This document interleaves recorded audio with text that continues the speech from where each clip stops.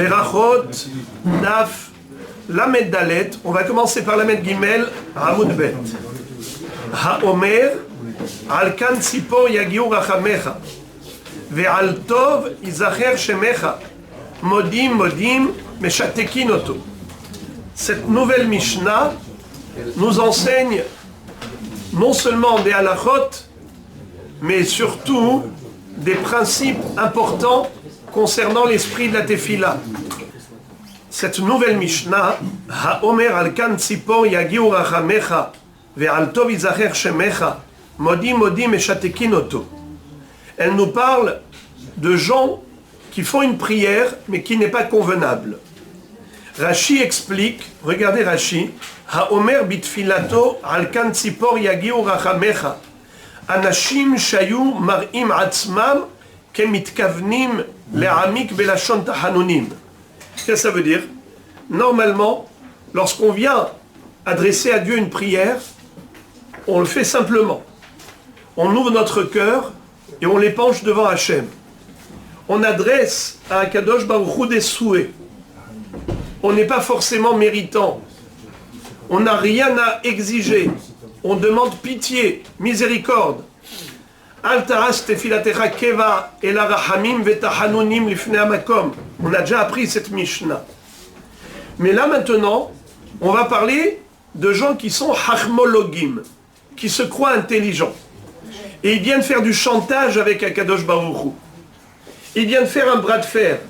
Ça veut dire que maintenant, ce n'est plus une prière toute simple, ce sont des argumentaires qu'ils veulent exposer devant Hachem. Regardez. Haomer al kan tzipor yagiu rachamecha. Par exemple, celui qui va dire à Akadosh Baruch Hu, tu as eu pitié des oiseaux et pitié de nous. Qu'est-ce que ça veut dire? On connaît la mitzvah de Shiloh Hakan. Lorsque quelqu'un a croisé un nid d'oiseaux et il a vu la mère en train de couver les œufs ou de protéger les oisillons, on a l'interdiction de prendre la mère devant les enfants. Ki kare kan tzipor lefanecha baderech bechol ha'etz o al haaretz efrochim o betzim lo tikach ha'em al habanim shaleach teshalach et ha'em vet habanim tikach lach. La Torah te dit, renvoie la mère et tu prends les oisillons ou les œufs. Mais ne prends pas la mère devant les enfants. Alors, cet homme-là est en train de dire à Akadosh Baruch Hu, tu as eu pitié même des oisillons, tu as eu pitié de la mère oiseau, tu n'as pas pitié de nous? Alors, nous verrons dans la Gemara où est l'erreur de cet homme. Je lis avec vous Rashi. Omrim rachum vehanun ata ve'al kan tzipor yagiru rachamecha she'amart leshalech et ha'em. Voilà.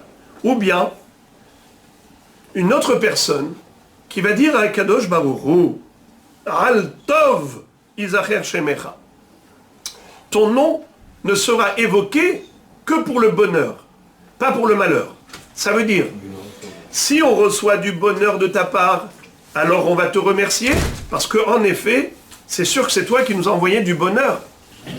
Mais si Chas v'Shalom, la personne rencontre des moments difficiles dans sa vie, et que Chas v'Shalom, il y a de malheureux événements, alors il va dire, ça c'est sûr que ça ne provient pas de Dieu. C'est le fruit du hasard. Ou bien, si ça provenait d'Akadosh Baruch Hu, c'est sûr qu'on ne doit pas le remercier pour cela. On ne doit surtout pas rendre hommage à Hachem pour quelque chose de négatif. Alors que nous verrons que Hayav Adam Levarech ala ra'a besimcha keshem shemevarech ala tova. L'homme doit remercier Akadosh Baruch Hu, même pour des situations parfois douloureuses, autant qu'il remercie pour d'heureux événements. Pourquoi? Parce que tout ce que fait Akadosh Baruch Hu, c'est les tova. Et même si à l'heure actuelle, c'est difficile à supporter cette situation délicate, mais on le sait que c'est comme une maman qui est sur la table d'accouchement. Elle endure des contractions de douleur. Mais qu'est-ce qui la console et qui la réconforte? C'est le fait de savoir que dans quelques minutes, elle va pouvoir porter son bébé dans les bras. Eh bien, c'est comme ça qu'il faut comprendre que d'Akadosh Baruch Hu ne provienne pas le malheur, même si c'est une douleur. Douleur n'est pas synonyme de malheur.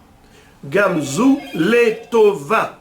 C'est-à-dire que kolma de Avid rahamana letav ou de Avid. Tout ce que Akadosh Baruch Hu fait, c'est pour le bien. Donc il faut voir l'objectif. Comme j'ai dit, un chirurgien qui est en train d'opérer un patient, c'est sûr qu'au moment où il est en train de charcuter le corps, le patient n'est pas dans un état de rigoler. Mais il sait que c'est pour son bien. D'ailleurs, il va même payer le chirurgien. Eh bien, c'est comme ça. Celui qui va dire « Ala tov izacher shemecha » on ne va remercier Hachem que pour le tov. Et son nom ne sera évoqué que pour le bien, mais jamais on ne dira que quelque chose de difficile n'arrive d'Hachem, eh bien il se trompe. Mais shatekin oto, on le fait taire. Ou bien modim, modim. Quelqu'un qui dit 2 fois modim, anachnulach Hachem Elokenu. La Gemara va dire que pareil, celui qui va dire 2 fois Shema Israël, Hachem Elokenu, Hachem Echad, 2 fois consécutivement, on le fait taire, parce qu'il donne l'impression qu'il croit en 2 divinités. Gemara. La Gemara demande Bishlama modim modim meshatekin oto. Encore, je peux comprendre pourquoi celui qui a dit modim 2 fois, on le fait taire, mishum de merzek ishte reshuyot, parce qu'il donne l'impression de croire en 2 autorités divines, comme si le monde avait 2 créateurs. Ve'al tov yizacher shemecha nami mashma ala tova velo ala ra'a. Utnan hayav adam levarech ala ra'a keshem shemevarech ala tova. Celui qui dit qu'il faut rendre hommage à Dieu que pour les heureux événements et pas pour le contraire, là aussi on le fait taire. Pourquoi? Car la Mishnah va nous dire plus tard dans Masechet Brachot que l'homme est tenu de remercier Hachem même pour des situations douloureuses avec autant de simcha qui remercie pour des situations heureuses. Alors, c'est clair pourquoi il faut le faire taire. Mais si il a dit dans sa prière Hachem, tu as eu pitié des oiseaux et pitié de nous, qu'est-ce qu'il y a de mal? Et là, Alkan Tzipor Yagiru Rahamecha Maitama, pourquoi on le fait taire? Pligebatre Amorae Bema'arava. Alors il y a 2 pirouchim. En Eretz Israël, en Ma'arava, puisque Eretz Israël par rapport à Bavel, où la Gemara a été rédigée, Israël est à l'ouest. Ma'arava. Là-bas, il y avait 2 Amoraïm qui étaient en mahloket par rapport à cet enseignement de la Mishnah. Rabbi Yossi bar Avin et Rabbi Yossi bar Zvida. Had Amar mipene shemetil kin'a b'ma'aseh bereshit. Il y en a un qui a dit que, pourquoi on le fait taire? Parce qu'il met de la jalousie parmi les créatures. Comme si Akadosh Baruch Hu a plus d'affection pour les oiseaux que d'autres créatures. Alors que Akadosh Baruch Hu, il a créé le monde tout entier, de manière homogène. Qu'est-ce que ça veut dire ça? Que Hachem, il a plus de favoritisme, comme c'est du favoritisme, qu'il préfère cet animal ou cette créature plus que d'autres. Comme ça dit Rashi. Metil kin'a lomar elehas velo al sh'ar biriotav. Comme si Hachem il a plus pitié de telle créature par rapport à d'autres. Ça c'est une explication. Vehad amar mipene she'oseh midotav shel HaKadosh Baruch Hu rahamim ve'enan ela gezerot. Deuxième raison, c'est que midotav, Rashi dit c'est mitzvotav. HaKadosh Baruch Hu nous a donné des mitzvot. Lui, qu'est-ce qu'il est en train de dire cet homme? Que Hachem il a donné des mitzvot par pitié des oiseaux. Pas du tout. C'est pas parce que Hachem a eu pitié des oiseaux qu'il a donné des mitzvot au Ham Israël. Shaliach teshalach et ha'em vet abanim tikachlach, renvoie l'oiseau et tu vas prendre les petits. Pas du tout. Toutes les mitzvot de la Torah ne sont que des gezerot, des lois, des décrets divins. Ça veut dire que Akadosh Baruch Hu nous a donné à nous, peuple juif, l'occasion de le servir en appliquant sa volonté qui a été explicitée dans la Torah. Pourquoi tu fais ceci et cela? Parce que Dieu te l'a demandé. Et alors, si Dieu t'a demandé, tu dois le faire? Oui, je suis son serviteur. Et d'ailleurs, je fais même des choses que je ne comprends pas. Et les goïms ou le Satan essaye de nous dissuader en disant « mais tu fais des choses illogiques ». Oui, je ne suis pas serviteur de ma logique, je suis serviteur de Dieu. C'est lui qui décide ce que je dois faire. C'est lui qui dicte ma vie. Comme ça dit Rashi. Midotav mitzvotav vehu lo le rahamim asa ela lehatil al Israël chuke gezerotav leodi Hashem avadav veshomrei mitzvotav ugzerot chukotav afilu bidvarim sheyesh la satan velagoyim leashiv alehem velomar ma tzorech bemitzvazo. Ils essayent de nous ridiculiser en disant mais vous êtes un peuple ridicule, vous faites des choses dont on ne comprend même pas le sens. Vous-même, vous ne comprenez pas le sens et vous le faites. Oui, c'est ça la grandeur d'âme du Ham Israël, c'est la capacité à se soumettre à la volonté divine, même lorsque ça dépasse l'entendement humain.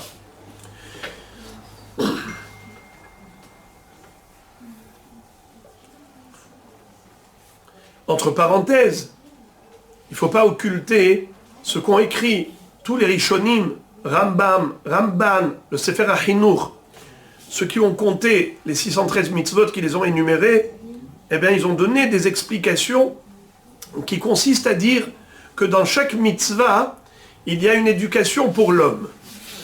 Quand on fait des mitzvot, alors on apprend à devenir positif. Adam nif'al kefi pe'ulotav.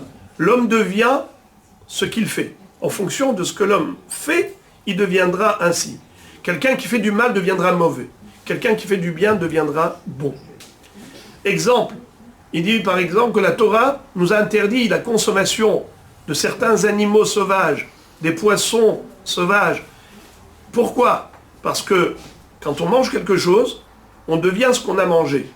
Eh bien, si tu vas intégrer un aliment qui est à base d'une créature cruelle, féroce, tu le deviendras également. Or, la Torah veut que Am Israël conserve ses traits de caractère de Baïchanim, Rahmanim, Gomle, Chassadim, d'être des gens miséricordieux, pleins de pitié, avec boucha, avec discrétion, pudeur, décence.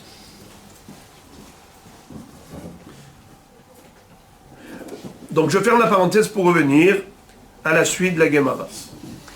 La Gemara raconte qu'un jour, Haoud et Nahid Kamed et Rabba, Ve'amar, Ata Hastar Kan Tzipor, Ata Huz Verahem Aleinu. Il y avait un Hazan, un Shaliach Tzibur, qui s'est mis à dire à Akadosh Baruch Hu dans la Tfila, toi Dieu, tu as eu pitié des oiseaux. C'est pour ça que tu nous as donné la mitzvah de Shiloh Haken. Alors aie pitié de nous. Amar Rabba, Kama Yada, Haït Surba Merabanan, Leratsuye les Maré. Rabba a dit, Psh, Kol HaKavod. Comment il sait séduire son créateur? Amarle Abaye, Abaye qui était présent, il va dire à Rabba, Ve'ameshatekin otot nan. Comment vous le félicitez?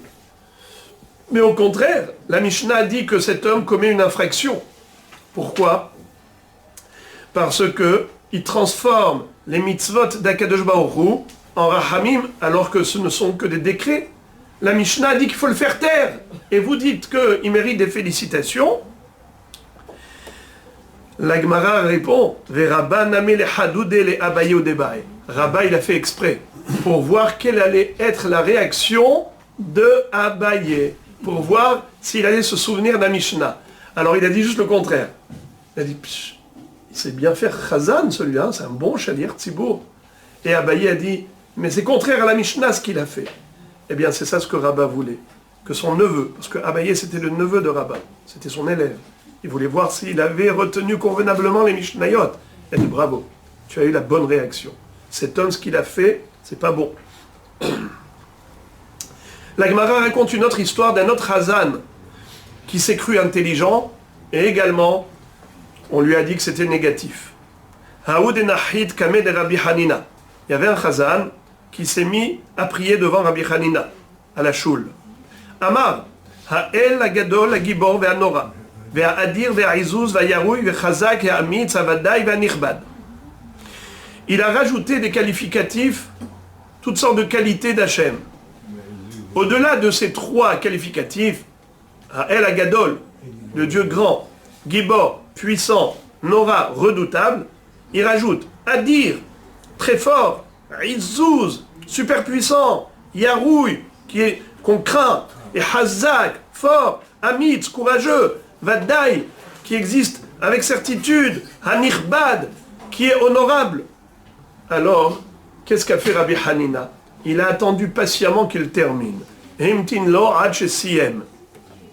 Qui siem amarle, quand il a terminé, il lui a dit Sayemtinu lekulhu shevahe demarach, lama likulehai.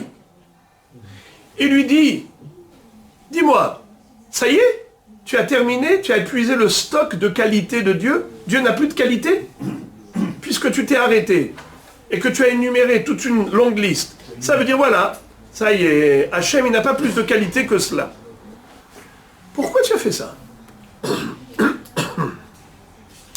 Anan, nous, Hanetla de Amrinan, même les trois qualificatifs, Gadol, Gibor, Venora, on ne se serait pas permis de le dire. Il a de Amrinu, Moshe Rabbeinu, Veoraita, si Moshe Rabbeinu n'avait pas inscrit cela dans la Torah. Veatu Anche Knesset Agdola Vetakninhu, Batefila, et que les sages de la grande assemblée l'avaient rédigé dans la prière, tel que Ezra Sofer, nous dit Rashi, dans Perek Tet, de Sefer Ezra, de Sefer Nehemia. Là-bas, on voit que Ezra Sofer aussi avait employé ces trois terminologies, Ha'el Agadol Agibor Ve'Nora, pour prier Hachem, comme Moshe Rabbeinu. Lo Havay Echolin Nememarleu. On ne se serait pas permis, nous, de le dire. Pourquoi? On va voir tout de suite pourquoi. Ve'at amart kulehai, ve'azlat. Et toi, tu rajoutes et tu rajoutes. Et à la fin, tu t'es arrêté.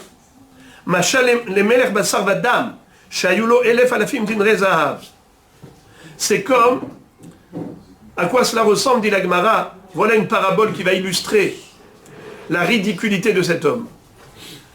Imagine-toi un roi qui était milliardaire en pièces d'or. Quelqu'un qui vient et lui dit, paraît que vous avez des millions de pièces d'argent, alors qu'il a des milliards de pièces d'or.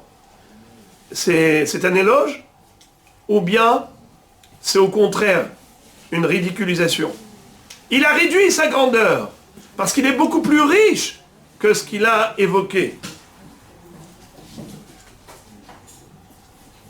Ve'alo gnai hulo. Gnai. Akadosh Baruch Hu, il est en-sof. Il est infini. Alors quand toi tu dis, il est ceci, cela, cela, cela, cela, et tu t'arrêtes, ça veut dire qu'il y a une limite. Tu as limité l'infini. Ne crois pas que c'était bien ce que tu as fait. Entre parenthèses, les Rishonim disent que c'est seulement dans la Tefila qu'on n'a pas le droit de le faire. Dans le cadre de la Hamida. Mais en dehors de la Hamida, on peut chanter des louanges à Kadosh Baruch Hu, no problème. Ve'amar Rabbi Hanina, puisqu'on a parlé de Rabbi Hanina, on cite encore un autre enseignement de Rabbi Hanina. Hakol bide shamaim, chutz mirat shamaim. Tout est entre les mains du ciel, sauf la crainte du ciel. Ça veut dire que tout ce qui nous arrive sur le plan matériel, sur le plan physique, eh bien, c'est des choses qui ont été décidées par Dieu. Il n'y a qu'une seule chose que Akadosh Baruch Hu laisse à notre libre arbitre, c'est la crainte de Dieu.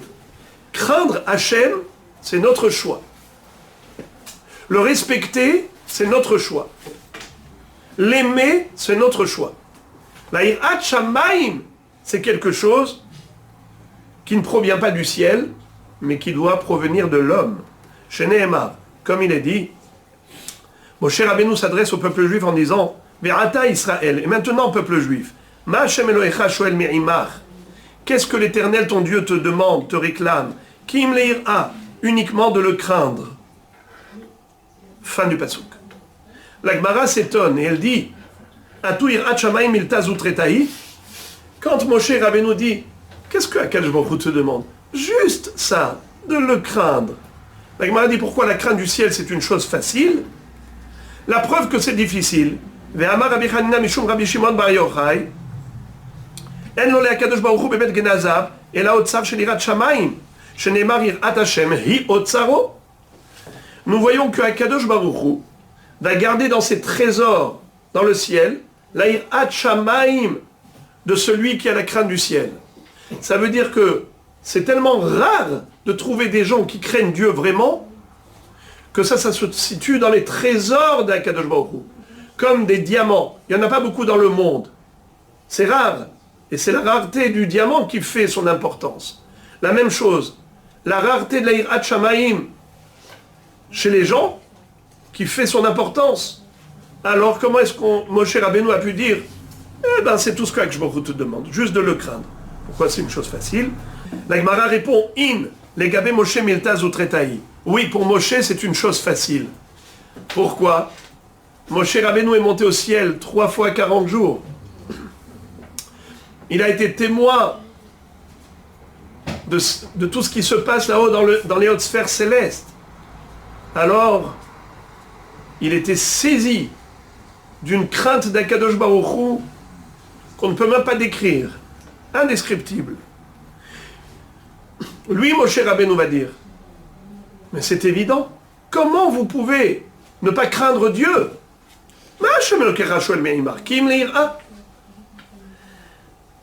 D'Amar Rabbi Hanina, Mashal Adam Shemvakshim Mimenu Kli Gadol V'yesh Lo, Domer Alav Kekli Katan, Katan Ve'en Lo, Domer Alav Kekli Gadol.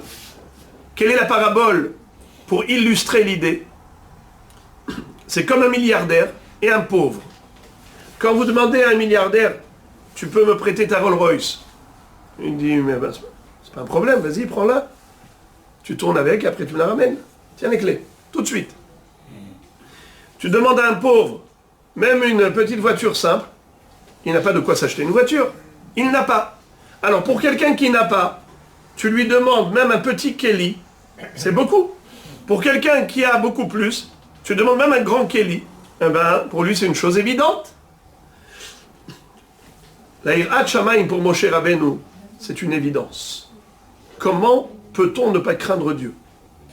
Alors que les hommes, c'est un travail de toute une vie pour arriver à une petite dose de hirat shamayim.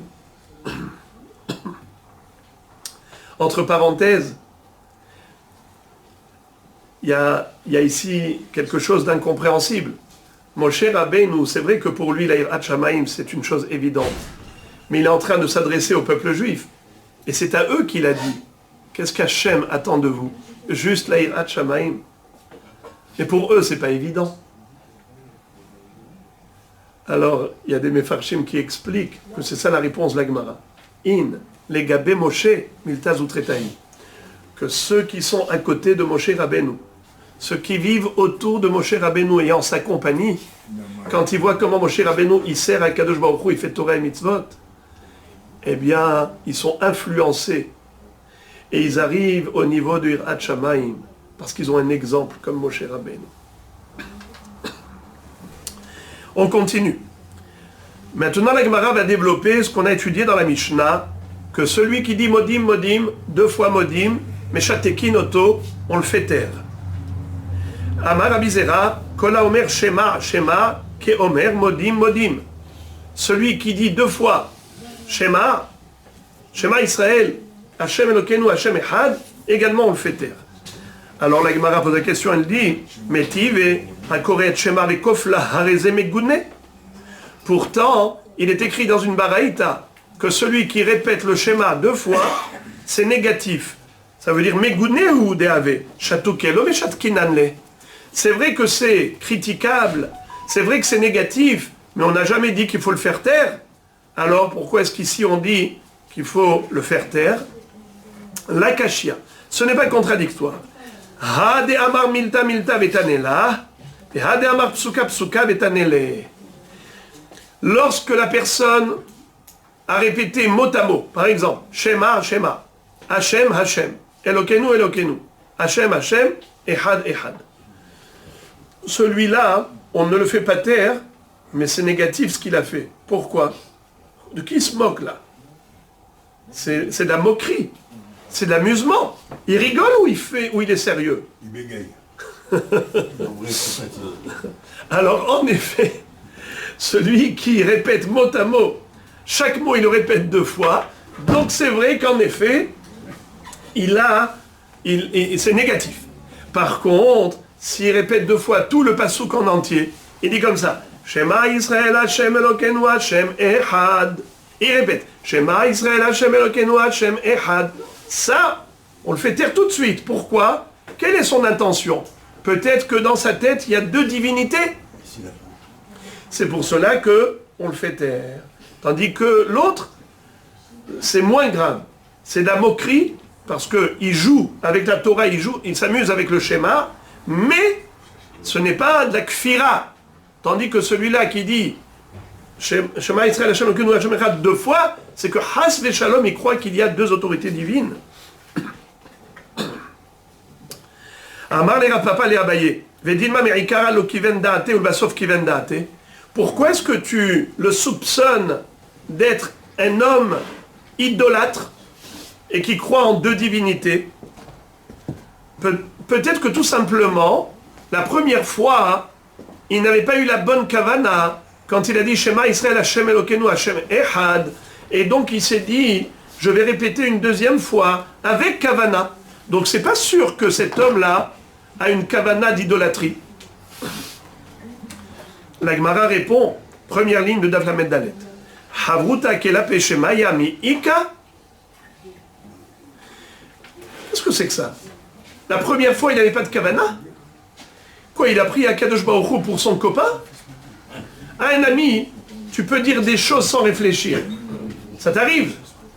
Tu as dit quelque chose pour, je sais pas moi, pour t'amuser, ou bien tu voulais être sympa. Alors, tu as fait l'intéressant. Mais tu ne pensais pas vraiment à ce que tu disais. Mais avec Akadosh Baruch Hu, tu peux lui parler comme tu parles à ton copain sans réfléchir.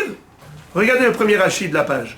Havruta klape shmaya, minhag shenoheg adam b'havero, inhag etzel hamakom, velo izaher bitfilato. Est-ce possible que l'homme fasse schéma et il ne pense pas à ce qu'il dit en disant Shema Israël Hashem Elokeinu Hashem Echad et qu'il ait besoin de répéter une deuxième fois? Iloki vendate me'ikara machinan le bemar zapta de na paha de mechaven date. Qu'est-ce que ça veut dire? La Gemara dit, si c'est un homme qui a l'habitude de lire sans kavana, on prend le marteau des forgerons et on lui donne une bonne tannée. C'est une façon de dire, on lui apprend et on le booste. Et on lui dit, monsieur, arrête de rêver. Quand tu lis le schéma, Shema Israël, Hashem Elokeinu, Hashem Echad, prends conscience des mots que tu es en train de prononcer maintenant. C'est ça la kavana, qu'on lui enseigne de manière à ne jamais arriver à une telle situation où il peut réciter Shema Israël sans kavana au point de devoir répéter une deuxième fois. Nouvelle Mishnah, et je saute la première phrase de la Mishnah qui est entre parenthèses. Harover lifne ateva vetaha ya'avor acher tahta. Si quelqu'un était chazan, shaliach tzibur, et il s'est trompé, il a sauté une bracha dans la Hamida.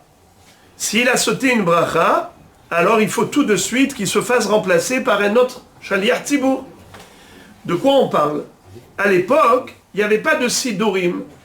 Les gens récitaient toute la tfila par cœur. Alors le chazan, il peut lui arriver un trou de mémoire. Et voilà qu'il a sauté une bracha. Il dit, eh oh, tu as sauté. Il dit, je n'arrive pas à me souvenir de la bracha. Tout de suite, on cherche dans le tzibour. Il y a quelqu'un qui connaît? Oui. Allez, monte. À ce moment-là, dès qu'on lui dit monte, il faut qu'il aille tout de suite en courant. C'est quoi le chidouche? Le chidouche est le suivant. C'est qu'on va voir dans la Gemara que normalement, lorsqu'on invite quelqu'un à faire chazan, il ne faut pas qu'il monte tout de suite. Il faut 3 fois. La première fois, on lui dit nous, monte. Il dit non, non merci. Combien? Par anava, par humilité. Je suis pas raoui, je suis pas kedaï. Après, il dit non, allez, monte. Combien? Alors, il faut qu'il bouge un petit peu comme s'il est hésitant. Et après, la 3e fois qu'on lui demande, allez, il y va. Mais tout ça, c'est en temps normal. Mais ici, quand on est coincé, parce que le Hazan s'est trompé, et qu'en plein milieu, la tefila, elle est interrompue, c'est assourd de laisser comme ça une interruption dans la tefila. S'il y a quelqu'un qui peut venir au secours, Maher, Veloye sardan beotashara. Il ne faut pas qu'il refuse à ce moment-là. Mais Chanou Mathil, à partir d'où il va commencer le remplacement, c'est-à-dire la tefila qu'il doit remplacer. Mitehilat aberacha sheta'azeh. Depuis le début de la bracha que le premier avait oublié. La Mishnah continue de nous enseigner des halachot qui concernent le shaliach tzibur. Ha'over lifnei ateva lo ya'ane amen ahar hakohanim. Lorsque les kohanim disent Yevarechecha Hashem veishmerecha, Ya'er Hashem panav elecha vichunneka, Issa Hashem panav elecha viyasem lecha shalom, qu'est-ce qu'on doit faire nous, le tzibur? On doit répondre Amen. Après chaque bracha, Yevarechecha Hashem veishmerecha, on répond tous Amen. Est-ce que le chazan doit répondre Amen ou peut répondre Amen? Réponse non. Pour quelle raison? Parce que Tirouf, mépéné à Tirouf, parce que il va s'embrouiller. Comment il va s'embrouiller? Eh bien c'est très simple. Si tout le monde dit Yevarechecha Hashem veishmerecha, Amen, et lui aussi il dit Amen, et après ça il dit, maintenant qu'est-ce que je dois dire? Ya'er Hashem ou bien Issa Hashem panav elecha, il a perdu la boussole. Ne prends pas de risque, ne réponds pas Amen. Comme ça tu sais exactement quel est le mot que tu dois dicter au Kohanim par la suite. Tosfot pose une question, et ils disent, mais est-ce que c'est cela la raison pourquoi il n'a pas le droit de répondre Amen, juste parce qu'il y a un risque qu'il s'embrouille? Mais de toutes les façons, on n'a pas le droit de répondre Amen au milieu de la Hamida. Tosfot répond qu'étant donné que ce Amen, c'est Tzorer Tefila, c'est-à-dire, c'est en rapport avec les Birkat Kohanim, c'est comme la Birkat Kohanim elle-même. Il est en train de réciter Birkat Kohanim. Eh bien, en disant Amen pour les brachot des Kohanim, c'est pas considéré comme un hors-sujet qui est une interruption. Alors, les autres Amen, on n'a pas le droit de répondre, mais ce Amen de Birkat Kohanim, dans l'absolu, il aurait dû avoir le droit de répondre. Mais pourquoi pas? Pour ne pas s'embrouiller. Je répète qu'à ce moment-là, il n'y avait pas de Sidurim. Aujourd'hui, il n'y a pas de problème puisqu'on a un Sidur. V'im en sham Kohen elahu, lo issa et kapab. Si le Chazan était Kohen, faut pas qu'il fasse Birkat Kohanim lui-même. Pourquoi? Comme je dis, il n'y a pas de Sidur. S'il va faire Birkat Kohanim, il ne saura pas comment reprendre Sim Shalom par la suite. Il va s'embrouiller. Alors le Kohen qui est Shaliach Tzibur ne fait pas Birkat Kohanim. Ve'im avtahato shehu noset kapav ve'chozer litfilato rachai. Mais si c'était un super Chazan qui connaissait les tfilot par cœur, mais alors d'une fluidité absolue, et il sait très bien que même s'il fait Birkat Kohanim en tant que Chazan, il est capable de reprendre la suite de la tfila sans encombre, eh bien il a le droit. Et de nos jours, comme on a les Sidurim, alors il n'y a plus de problème. De nos jours, le Chazan qui est Kohen peut faire Birkat Kohanim puisqu'il a un Sidur. Gemara. Tanou Rabanan. Ha'over lifnei ateva tsarich le sarev. Celui qu'on invite à devenir Shaliach Tzibur, quelqu'un à qui on a dit viens faire Chazan, tsarich le sarev. Il doit refuser. Ve'im eno mesarev domé le tavshil shen bo melach. Et si cet homme ne montre pas un certain refus au début, c'est qu'il manque de finesse, comme un plat auquel il manque du sel, un plat qui est fade, quelqu'un qui n'a pas de finesse. Ve'im esarev yoter midai domé le tavshil shegdihato melach. Et s'il refuse de trop, alors c'est comme un plat où il y a trop de sel. Et wapsala, on t'a demandé une fois, deux fois, trois fois, monte, faut pas être lourd. Alors comment concrètement il doit faire? Pam rishona yesarev. La première fois il refuse. Shniya mehavhev. La deuxième fois il hésite, il bouge un peu. Shlishit pochet et dragla veyored. La troisième fois il déploie ses pieds et il y va.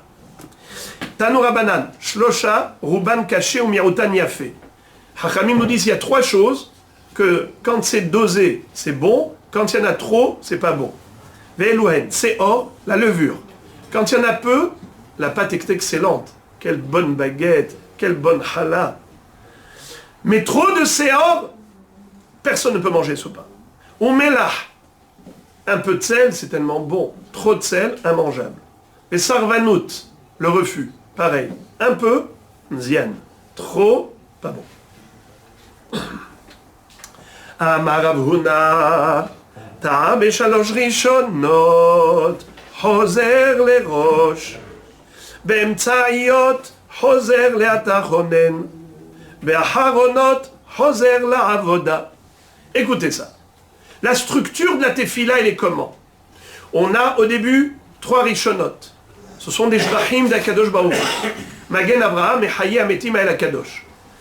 Le contenu, c'est quoi? C'est un shevach. C'est des louanges chantées à Dieu.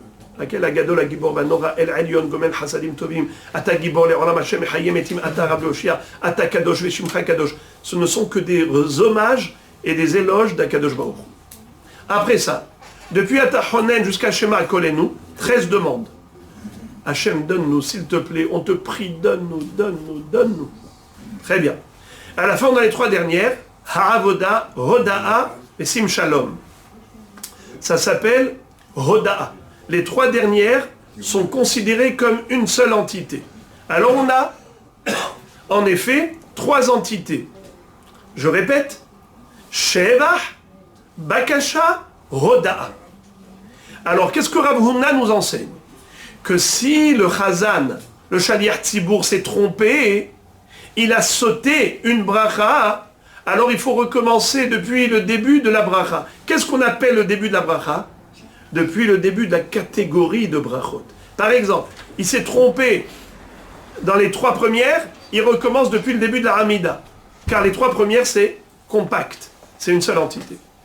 Il s'est trompé dans les 13 intermédiaires, par exemple, il a oublié Barech Alenu, ou il a oublié Refaenu. D'accord?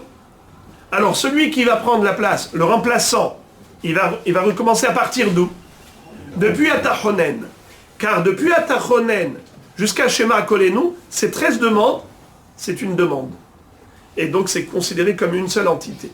Donc il recommencera depuis Atachonen. Celui qui s'est trompé dans l'une des 3 dernières, le remplaçant, il va reprendre à partir d'où? Alors, je répète.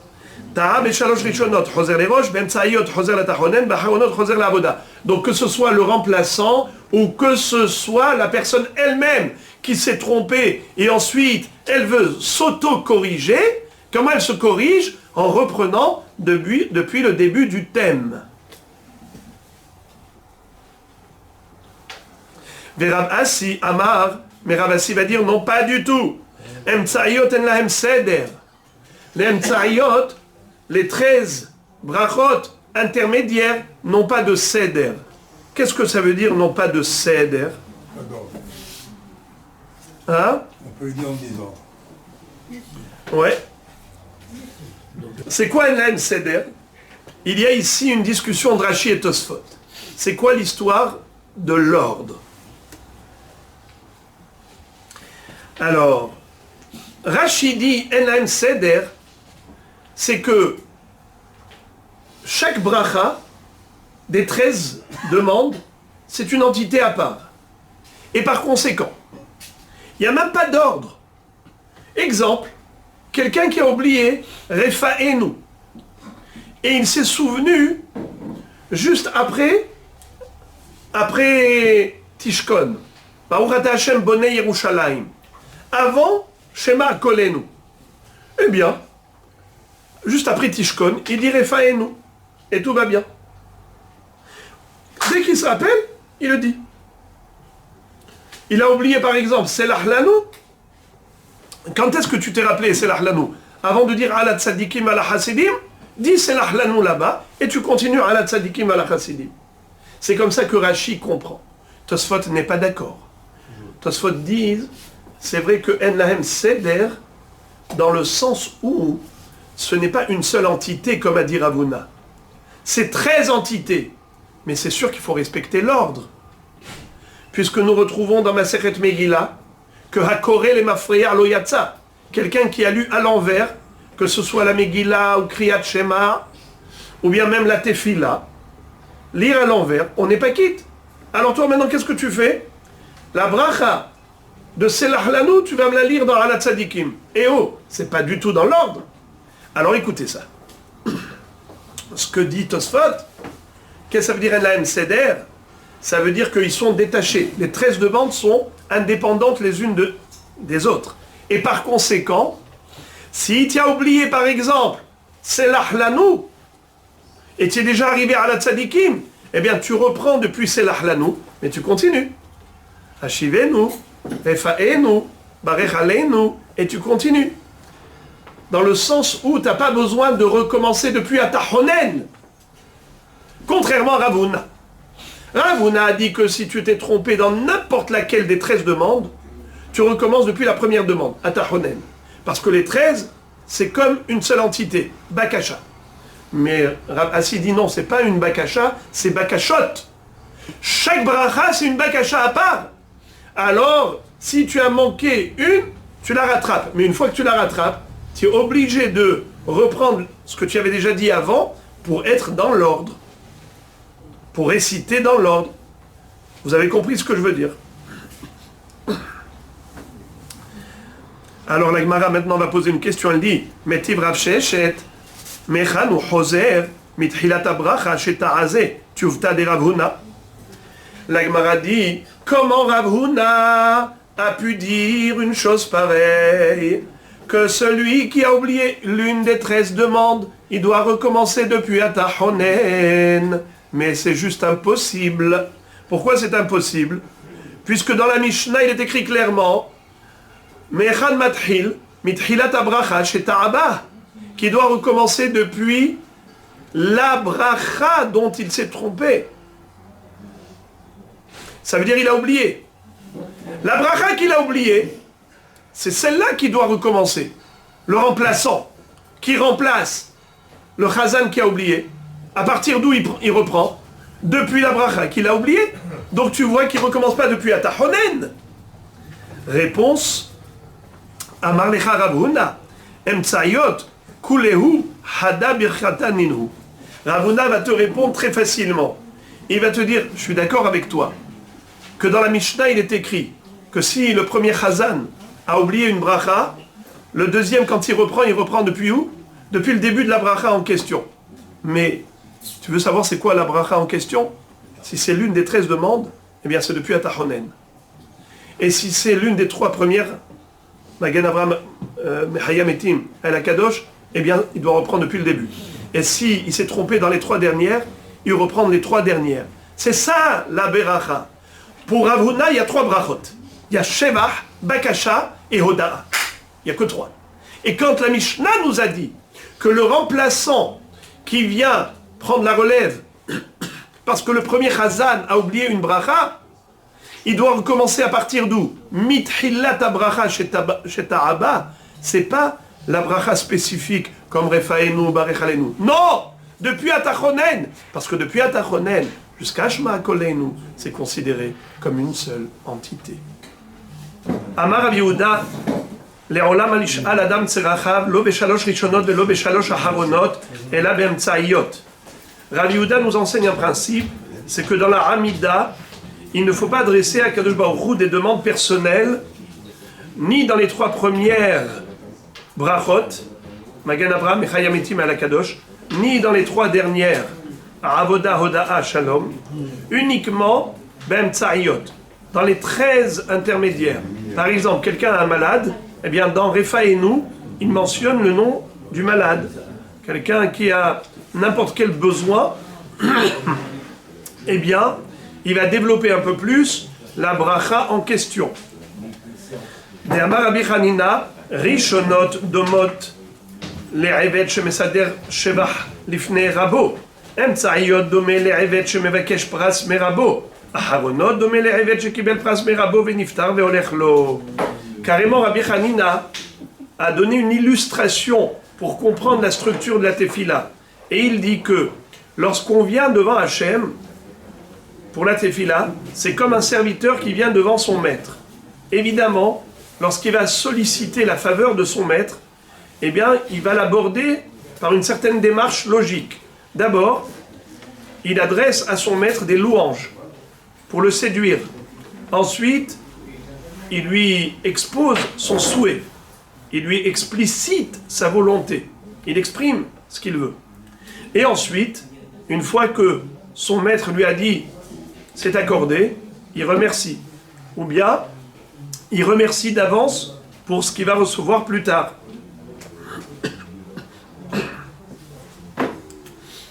Donc je répète. Rishonot domé le Eved, chez Mesader Shevach, l'ifne rabo. Emtsa'iyot domé le Eved, chez Mevakesh, pras merabo. Il demande un prix, c'est-à-dire un cadeau à son maître. Aharonot, les dernières bénédictions. Domé le Eved, chez Kibel pras merabo. Il ressemble à un serviteur qui a reçu le cadeau de son maître. Ve niftar ve olechlo, et il prend congé et il s'en va. Tanu Rabanan, Maaseh betalmid echad, shiarad lifnei hateva, bifnei Rabbi Eliezer, ve'haya marich yoter midai. Il était une fois un chazan qui était un élève de Rabbi Eliezer, qui a fait Shaliach Tzibour, mais il a été très long dans sa tefila. Amrulo talmidav, Rabbeinu, kama archan huzeh. Alors les élèves se sont plaints. Et ils ont dit à Rabbi Eliezer, « Ouh là là, combien il est long, combien il est lent dans sa prière. » Amar lahem, klum ha'arich yoter mi Moshe Rabbeinu dichtiv be et arbaim hayom et arbaim halayla. Il leur a dit, je pense qu'il n'est pas plus long que Moshe Rabbeinu. Moshe Rabbeinu a fait une prière de 40 jours et 40 nuits. Alors, vous n'avez pas à vous plaindre. On le sait que Moshe Rabbeinu a prié pendant 40 jours et 40 nuits pour que Akadosh Baruch Hu pardonne la faute du Vaudor au Ham Israël. Shuv Maaseh betalmid echad, shiarad lifnei hateva, lifnei Rabbi Eliezer, ve'haya mekatzer yoter midai. Amru lo talmidav, kama katzran hu zeh. Une autre fois, il y avait un Shaliach Tzibour qui était un talmid de Rabbi Eliezer. Et quand il lui a dit de faire la tfila, il a été extrêmement rapide, très bref. Et là, les élèves, cette fois-ci, ils se sont plaints pour l'inverse, en disant « Kama katzran huzeh » Combien il est mekatzer, il est trop bref, trop rapide. Amar lahem, klum mekatzer hu yoter mi Moshe Rabbeinu, dirtiv el na refana la. Est-ce qu'il est plus bref que Moshe Rabbeinu, qui lui n'a dit que 5 mots pour prier en faveur de sa sœur? On le sait que lorsque Myriam Hanevi'a est devenue lépreuse, eh bien Moshe Rabbeinu a prié pour qu'Hachem lui envoie la guérison. Et il a dit 5 mots. Hachem, s'il te plaît, guéris-la. El na refana la. Donc, nous voyons qu'en effet, il a été très court, très bref. On apprend de là, la question est de savoir pourquoi est-ce que Moshe Rabbeinu a été plus long, 40 jours et 40 nuits pour Am Israël, et juste 5 mots pour sa sœur. Parce que Am Israël, c'est tout le Tzibour, alors que pour sa sœur, c'est un Yahid. Encore. Amar Rabbi Yaakov Amar Rav Chizda. Kol hamevakesh rachamim al havero, en tzarich leazkir et shemo, sheneemar el na refana lah, velo kamadkar shma de Myriam. Celui qui prie pour son ami et qui réclame à Kadosh Baruch Hu de la pitié, eh bien, il n'a pas besoin de mentionner son nom, exactement comme ça s'est passé avec Myriam Hanevi'a. Moshe Rabbeinu a prié pour sa guérison, sans même évoquer son nom. Il n'a pas dit Hachem guérit Myriam, ma sœur. Il a dit simplement El na refana la. Mais les Mefarshim disent que c'est seulement en sa présence. En présence du malade, on peut dire El na refana lo. Mais en son absence, il faut mentionner son nom. Tanu Rabanan, la Baraïta nous enseigne. Elu berachot chez Adam shohe bahem. Voici les brachot dans lesquels il faut se prosterner. Be'avot techila vasof, ba'hoda'at techila vasof.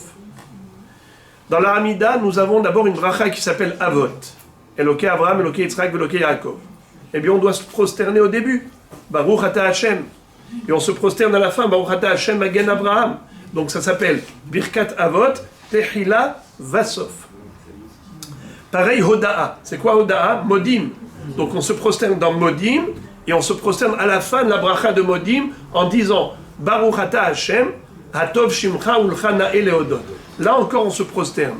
Donc dans la bracha de Hoda'a, Tehila Vasof. Tout compte fait, on s'est prosterné 4 fois. Maintenant la braïta continue en disant Ve'im ba'al shuach besof kol bracha u bracha u bithilat kol bracha u bracha melamed imoto shelo ishhe. Et si la personne veut rajouter, d'elle-même elle décide de se prosterner au début et à la fin d'autres brachot. Alors on lui enseigne qu'il ne faut pas faire ça. Et Tosfot explique, regardez le dernier Tosfot de la page, où Tosfot nous disent que quel est le problème de se prosterner davantage? V'yesh lomar shelo yavo la'akor divrei chachamim shelo yomru kol echad machmir kmo shu rotze ve'en kan takanat chachamim.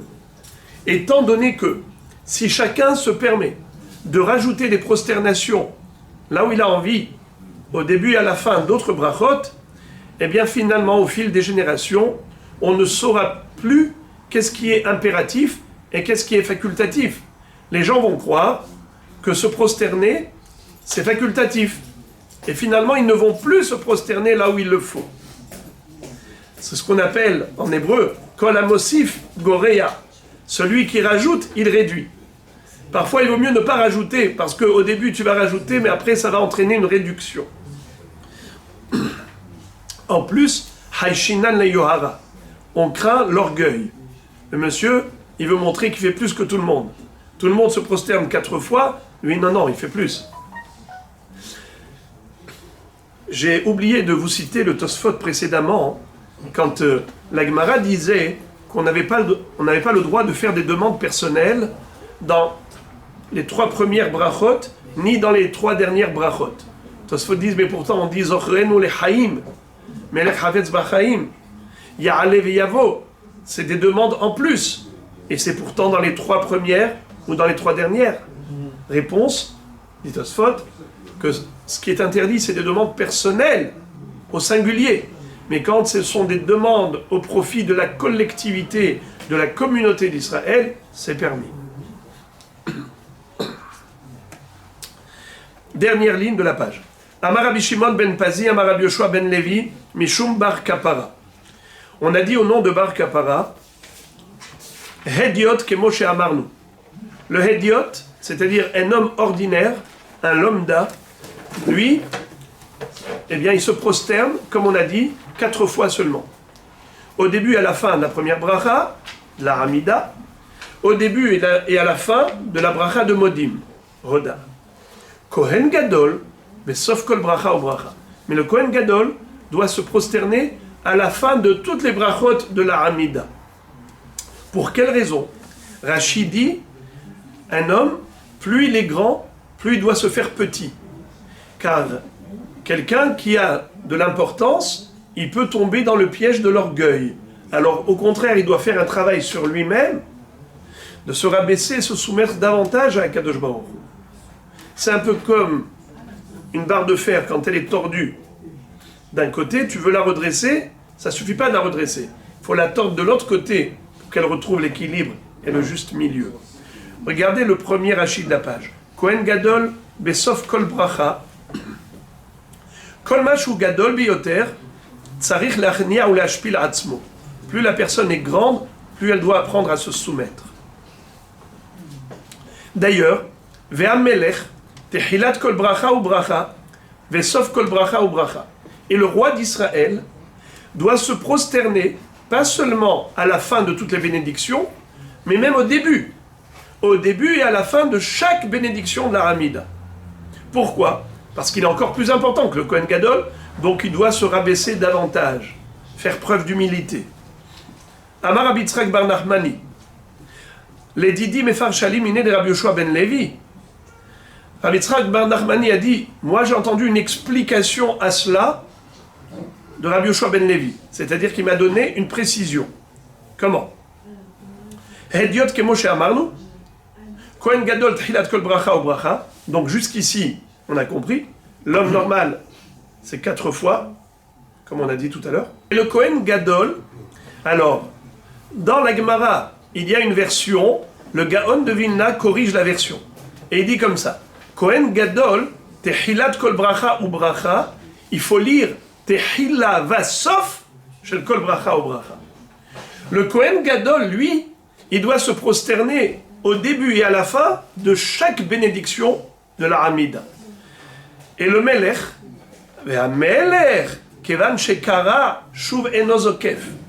et le roi, une fois qu'il s'est prosterné, il ne se redresse plus.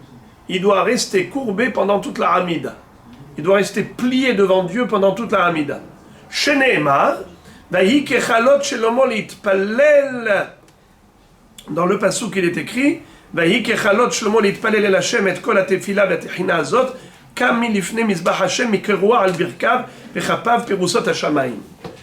ce verset décrit la prière de Shlomo HaMelech, constructeur du Beth Amikdash. Le jour de l'inauguration du Saint-Temple, il s'est mis à genoux dans le Saint-Temple et il a étendu ses mains vers le ciel et il a adressé à Kadosh Baruch Hu une prière solennelle, une prière merveilleuse. Mais pendant toute la tfila, il était agenouillé. Ce n'est qu'à la fin de la tfila qu'il s'est relevé, Mikeroa al-Birkav. Donc de là nous apprenons que le roi d'Israël, même aussi grand que Shlomo HaMelech, la prière qu'il fait, c'est à genoux, pour se rabaisser devant Dieu. Donc d'après Rabbi Yoshua ben Levi, c'est différent de ce qu'on avait appris. Déjà le Kohen Gadol, d'après la première opinion, il ne se prosternait qu'à la fin de chaque bénédiction. D'après Rabbi Yoshua ben Levi, le Kohen Gadol, c'est au début et à la fin de chaque bénédiction, selon la version du Gaon de Vilna. Et le Melech, c'est encore plus. C'est pas seulement au début et à la fin, c'est carrément toute la tfila. Kevan shekara, shuv enozokef. Tanu Rabbanan, la Baraita nous enseigne qu'il existe 3 façons de se prosterner. Kida, Keria, Hishtahavaya. Répétons. Kida, Keria, Hishtahavaya. Alors, Kida, Alapaim. Shene'emar batikot batsheva apaim eretz. La Kida, c'est quoi? C'est sur sa face. C'est-à-dire que la personne, elle reste debout. Simplement, elle baisse la tête, elle courbe sa colonne vertébrale, et son visage est en face du sol, face à terre. C'est comme ça que on fait ce qu'on appelle Kida. Vatikod Batsheva Apaim Eretz. Comme Batsheva, lorsqu'elle est venue devant David HaMelech pour le solliciter afin que son fils Shelomo succède à son père et devienne roi d'Israël, alors elle est venue et la première des choses qu'elle a faites, c'est qu'elle s'est prosternée devant le roi. Elle était son épouse, mais quel respect. Deuxième prosternation, Keria, al-Birkaim. C'est à genoux. Comme on fait Keria, on s'agenouille. Sheneema, Mikeroa al-Birkav, comme on vient de le voir. Shlomo HaMelech, quand il a prié à genoux, et quand il a terminé, il s'est relevé. Ishtahavaa zo pishut yadaim vraglaim. Les ishtahavot, eh bien, ce que nous appelons, nous, se prosterner, c'est carrément s'allonger sur le sol, face à terre, en étendant mains et pieds. Sheneema, comme il est dit à propos de Yaakov Avinu, suite au rêve de Yosef, quand Yosef avait décrit le soleil et la lune et les 11 étoiles qui se prosternaient devant lui, comment Yaakov Avinu a réagi devant les frères pour pas qu'ils soient jaloux. Il a grondé Yosef en disant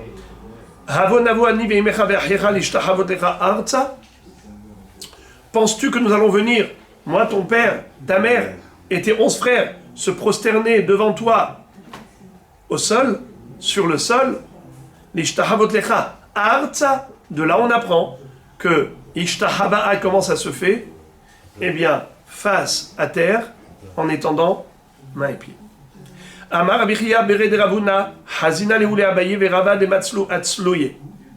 Moi j'ai vu, disait Rafria Baravuna, que Abaye et Rava, ils ne se sont pas mis mamash face à terre, ils sont mis sur le côté. Dans Nefilat Apaim, Matzlu Atzlouye, sur le côté.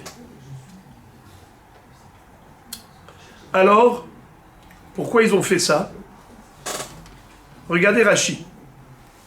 Matzle Atzlouye, Kshenoflim al Penehem, En Poshtim Yedem Veraglehem, et la Matin al Tzidehen. Ils n'allaient pas donc se mettre avec les mains et les pieds étendus, ils allaient juste se pencher sur le côté. C'est comme ça qu'ils faisaient Nefilat Apayim. D'ailleurs, les Ashkenazim, c'est comme ça qu'ils font Nefilat Apayim.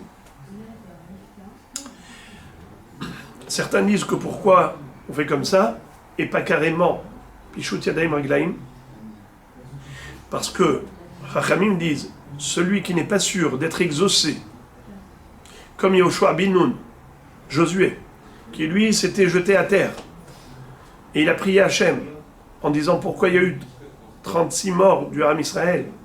En fait, c'était Yair ben Menaché qui était équivalent à 36 personnes. Lors de la guerre contre Haï, il a dit Ribono Shel Olam, jusqu'à présent il n'y a pas eu un seul mort. Tu étais là avec nous dans tous nos combats, nos guerres. Si on commence à mourir, c'est la fin. Je lui a dit parce que il y a quelqu'un qui a profité du butin de Jéricho, alors qu'il y avait eu un anathème jeté dessus. C'était Achan qui avait volé de l'argent, une fourrure de ce butin qui était frappé d'interdiction. C'est pour cela qu'il y a eu ce drame. Hata Israël. En tout cas, Yoshua bin Nun, quand il avait prié, il s'était jeté face à terre. Et la Gemara dit, si tu n'es pas sûr d'être exaucé comme Yoshua bin Nun, alors ne fais pas de Nefilat Apayim comme ça. La Gemara continue de développer le sujet des prosternations. Tane Hada, il y a une baraïta qui dit HaKorea ba'oda'a reze meshubar. Celui qui se prosterne dans Modim, dans la Hoda'a, je vais dire comme ça. Hoda'a, le remerciement, Hareze meshubar, mérite d'être félicité. Il est digne d'éloge. Vetania idar, Hareze megouné. Il y a ceux qui disent au contraire, il doit être blâmé. La kashia, ce n'est pas contradictoire. Habatehila halebasof. Qu'est-ce que ça veut dire? Que ça dépend. Dans Modim, il y a le début et il y a la fin. Quand on a dit que c'est bon, que c'est positif, c'est au début. Et quand on a dit qu'il ne faut pas se prosterner, c'est à la fin. Dans un Tov Shimcha Ulchana et Leodot. Contrairement à ce qu'on avait appris. Rava, Kara Beodaat Echila, sauf d'ailleurs Rava, il n'a pas fait comme cette baraïta. Il a fait comme la précédente, à savoir qu'il s'est prosterné au début et à la fin de Birkat HaOda'a, dans Modim et dans Atov Shimcha Ulchana et Leodot. Amrele Rabanan, Hachamim lui ont dit, Amay Karavid Mor Hachi. Il a dit, pourquoi tu as choisi de faire ainsi? Amar Leu Hazina le Rav Nachman de Kara, Hazina le Rav Sheshet de Karavid Hachi. Moi j'ai vu deux grands rabbanim, l'un s'appelait Rav Sheshet et l'autre s'appelait Rav Nachman, et eux aussi ils ont fait pareil. Alors je fais comme eux. La Gemara pose la question, elle dit, mais Ve'atania Korea Beoda'a Reze Megouné? Il y a tout de même une baraïta qui dit que celui qui se prosterne dans la Hoda'a, c'est Megouné, c'est négatif, c'est indéniable. Comment tu vas faire avec cette baraïta? Donc il y a une contradiction. Il faut bien lui trouver une explication à cette baraïta. Écoutez la beauté de la réponse. Haï behoda'a shebahalel. Il s'agit de Hodou Lachem Kitov Kile Olam Hasdo dans le Hallel. Ce Hodou ne doit pas se faire avec prosternation. Bon. Bien que Modim Anachnoulach, on se prosterne, mais dans Hodou Lachem Kitov, on ne dit pas, on ne se prosterne pas à ce moment-là. On reste droit. La Gemara dit, tu ne peux pas me dire que le mot Hoda'a, ici, dans cette baraïta, fait allusion à la Hoda'a du Hallel. Car il y a une autre baraïta qui dit, Ve'atania Korea ba Hoda'a ou behoda'a shel halel hareze megune. On ne peut pas plus clair. Cette baraita te dit que celui qui se prosterne, soit dans la hoda'a du halel, soit dans la hoda'a tout court, c'est négatif. Il doit être blâmé. Alors, ça veut dire qu'il ne faut pas se prosterner dans Modim. C'est incompréhensible. La réponse de la Gemara est trop belle. Kitania hahi behoda'a de birkat Amazon. La baraita qui exclut une prosternation dans hoda'a, on parle de hoda'a de birkat Amazon. Nodelecha Hashem Elokenu. N'est-ce pas? Al shinhalta lavotenu. Nodelecha. On aurait pu croire qu'il faut se prosterner. Eh bien, on vient de dire que non. Donc, quelle est la hoda'a qui requiert une prosternation Trila Vasof? C'est Modim. Modim au début et à la fin de la hoda'a. Baruch ata Hashem, atov shimcha ulchana elodot. Lesquels hoda'ot ne requièrent pas de prosternation et au contraire faut pas, c'est soit Hodul Hashem Kitov du Hallel, soit Nodelecha de Birkat Amazon. La nouvelle Mishnah, Hamit Palel Beta'a Siman Ra'alo. Celui qui a fait sa tfila et il s'est trompé, il a par exemple sauté une bracha, eh bien, cet homme, c'est un mauvais signe pour lui. Vim Shaliach Tziburu Siman Ra'al Sholha. Quelqu'un qui s'est trompé dans la Hamida, en tant que Shaliach Tzibur, eh bien, c'est un mauvais signe, pas seulement pour lui, mais pour tous ses mandataires, c'est-à-dire tous ceux qui l'ont délégué pour être Shaliach Tzibur, à savoir tout le Tzibur qui est là, en l'écoutant. Car le délégué de l'homme est considéré comme l'homme lui-même. Donc le Shaliach du Tzibur, c'est comme le Tzibur. Rabotai, regardez l'histoire de bons signes ou mauvais signes par rapport à une erreur dans la prière. Regardez une histoire incroyable. La Mishnah nous raconte Amrou alav al Rabbi Hanina ben Dosa, shehaya mitpalel ala holim ve omer, zehai ve zemet. On a dit de Rabbi Hanina ben Dosa que lorsqu'on venait le solliciter afin de prier en faveur d'un malade, il était capable de vous dire, à l'issue de sa prière, si ce malade allait guérir ou chasve shalom mourir. Amroulo, minayin atayodea, d'où le sais-tu? Amar lahem, im shegura tefilati befi, si ma tefila est courante dans ma bouche, sur mes lèvres, yodeani shumekubal, eh bien, je le sais pertinemment que ma tefila a été exaucée et que ce malade va guérir. Veim lav, si ma tefila n'est pas courante, je suis hésitant dans mon expression verbale, ça ne coule pas de source, j'ai besoin de chercher mes mots pour prier. C'est que Akadosh Baruch Hu n'a pas voulu me fluidifier ma prière en faveur de ce malade. C'est que malheureusement, j'ai un signe, à partir de là, que ce malade a été rejeté, ou que ma prière a été rejetée. Vim lav yodeani shehu metoraf. Et Rashi dit metoraf, soit la tfila rejetée, soit le malade. Mais regardez comment Rashi explique ce que disait Rabbi Hanina ben Dosa. Si ma prière est fluide, alors je sais qu'elle a été agréée, exaucée par Dieu. Regardez. Im shegura, im sedurat filati befi, bimrutsa. Ça veut dire j'arrive à parler couramment. Ve'eni nirshal. Et ma langue n'a pas fourché. Uthinati novaat milibi elpi, kol ma shani hafetz le'arich betahanunim. Et ça coule de source. Tout ce que j'ai envie de dire et d'exprimer me vient aux lèvres tout naturellement. Je n'ai pas besoin de chercher mes mots. Eh bien, je sais que ma tefila a été agréée là-haut. Entre parenthèses, un joli hidouche, c'est que quand il disait Zehai vezemet, alors certains posent la question, ils disent, mais comment est-ce qu'il pouvait dire de quelqu'un qu'il va mourir? Al tiftah pe la satan. Il ne faut pas ouvrir la bouche au satan. Dire Zehai, très bien, mais Zemet. Alors, certains expliquent que en fait, il ne le disait pas clairement, il va mourir. Mais en ne disant pas qu'il va vivre, les gens comprenaient qu'il voulait dire qu'il va mourir. Mais il y a une deuxième explication, très belle. Zehai vezemet. Le Satan, le Malach HaMavet, lorsque il est envoyé pour aller prendre une âme, alors il ne veut pas retourner bredouille. Alors qu'est-ce qu'il faut faire lorsqu'on prie pour que cette personne ait une kapara et que ce malade vive et que le Malach HaMavet ne puisse pas l'atteindre? Alors il faut lui donner une kapara. Il faut lui donner quelqu'un d'autre à la place.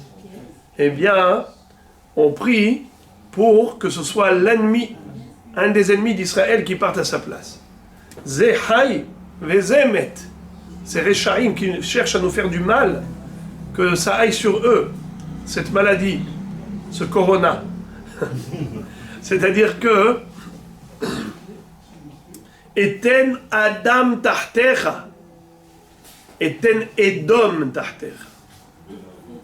Et il y a des histoires dans le Zohar, des histoires extraordinaires.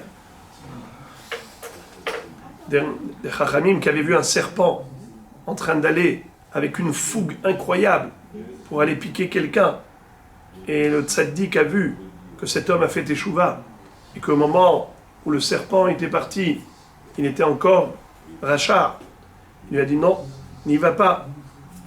Cet homme a fait teshuva, ne le tue pas. Alors il a vu que le Nahash s'est arrêté, mais il était hésitant, comme pour dire, moi j'ai besoin de quelqu'un. Il lui a dit, vas-y chez celui-là, ce rachat-là qui fait tellement de mal au Bnei Israël, va le prendre à la place. Ça veut dire que Eten Adam Tartecha, Zehai Vezemet. Bon, ça c'est un drouche, mais c'est pas le pshat. Ok. Et maintenant, commençons la Gemara. Je garde tout ça? Oui. Levez-le, j'entends que je garde. Et maintenant, commençons la Gemara. Ahia.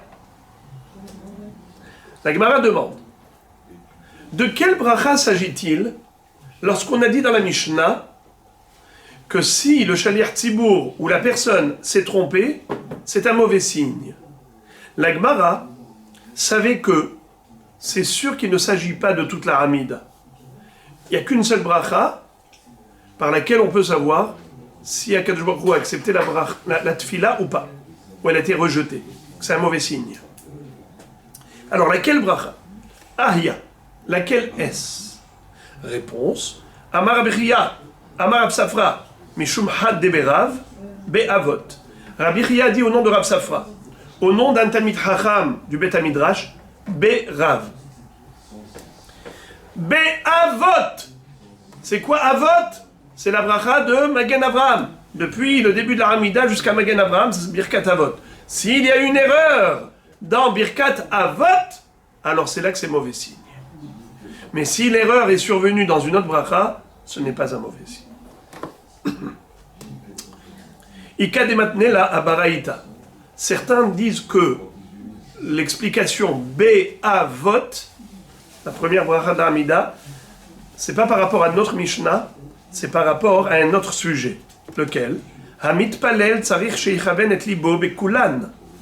Un homme, quand il fait la Hamida, il doit avoir la kavana dans toute la Hamida, toutes les brachot.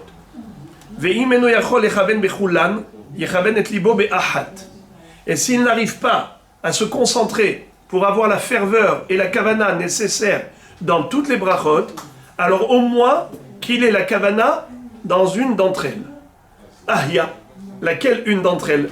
C'est quelle bracha pour laquelle il faut absolument la kavana? Amar Rabbi Chia, Amar Rav Safra, Mishum Had Deverav Be'avot. C'est par rapport à cela qu'il a dit, eh bien c'est la première bracha de la Hamida. La première bracha de la Hamida, il faut obligatoirement avoir la kavana. Quelqu'un qui a fait la Hamida, qui n'a pas eu la kavana dans la première bracha, il doit recommencer toute la Hamida. Mais de nos jours, disent les poskim, c'est pas la peine de recommencer parce qu'il y a fort risque. Grande chance que la deuxième fois encore, il va répéter toute la Hamida, et il n'aura pas la kavana encore une fois de plus. Alors, malheureusement, on est dans une génération où on a du mal à se concentrer convenablement, et donc même si on n'a pas été mechaven be'avot, on ne recommence pas la Hamida, ce serait bien de le faire be'tnai nedava, en disant je répète en tant que chova si je suis tenu, et sinon en tant que nedava. Amrou alav al Rabbi Hanina. Et maintenant la Gemara va développer l'histoire de Rabbi Hanina qui était capable de vous dire à l'issue de sa prière si cet homme allait guérir ou chas shalom le contraire. Menahane mile. Qu'est-ce qu'il a dit? Il a dit ça dépend de la fluidité de ma prière.